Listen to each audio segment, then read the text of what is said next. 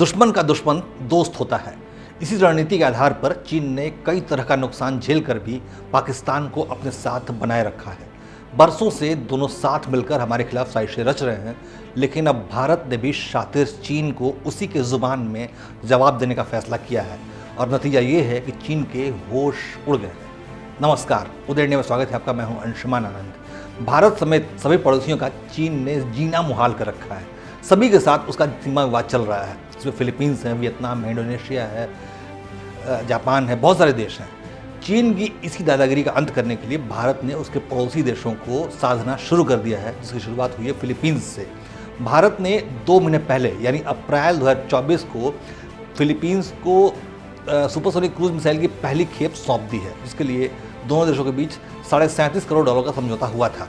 और ख़ास बात यह है कि फिलीपींस ने भारत से ब्रह्मोस मिलते ही उसे तुरंत चीन के खिलाफ तैनात कर दिया है।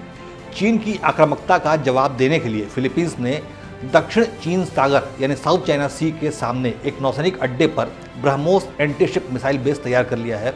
इस इलाके की सैटेलाइट इमेजेस से पता चलता है कि फिलीपींस के पश्चिमी लुजान के तट पर जाम्बलेस में नौसैनिक अड्डे लियो विगिल्डो गेंटियोकी में बेहद तेज गति से ब्रह्मोस साइट का निर्माण चल रहा था, जो कि अब लगभग पूरा हो चुका है।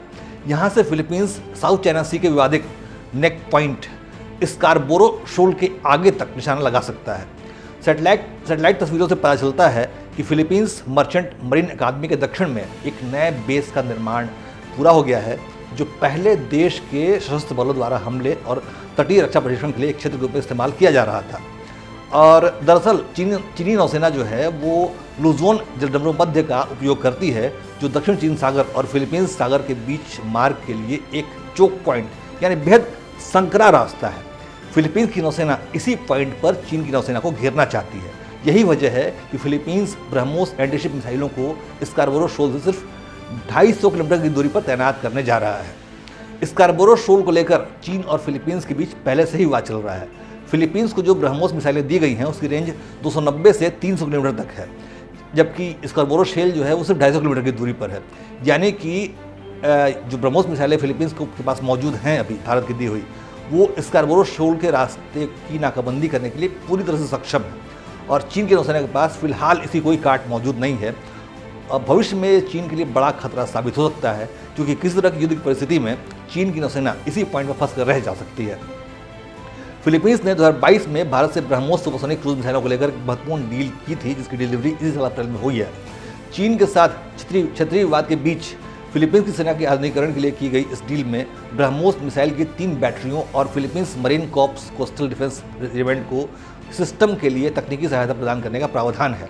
फिलीपींस ब्रह्मोस का पहला खरीदार बना है, जिसके बाद वियतनाम और इंडोनेशिया जैसे देशों ने चीन के पड़ोसी देश हैं, उन्होंने भी ब्रह्मोस खरीदने में रुचि दिखाई है। हालांकि फिलीपींस द्वारा बनाया गया ब्रह्मोस का ठिकाना भारतीय ब्रह्मोस बेस स्टेशन से थोड़ा छोटा है, लेकिन फिलीपींस ने ब्रह्मोस सिस्टम के कम ही सेट खरीदे हैं। भारतीय लॉन्चर में जहां ब्रह्मोस की 3 मिसाइलें होती हैं, वहीं फिलीपींस को दिए गए प्रत्येक लॉन्चर में केवल 2 मिसाइलें हैं।